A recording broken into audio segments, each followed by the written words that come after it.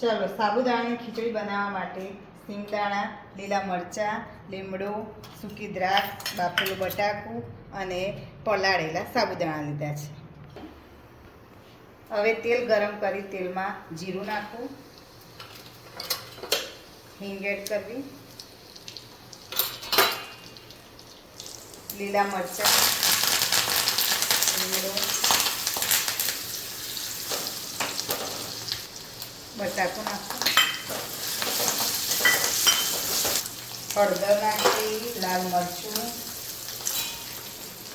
મીઠું, દળેલી ખાંડ. આ થોડું ચડી જાય પછી સાબુદાણા એડ કરો.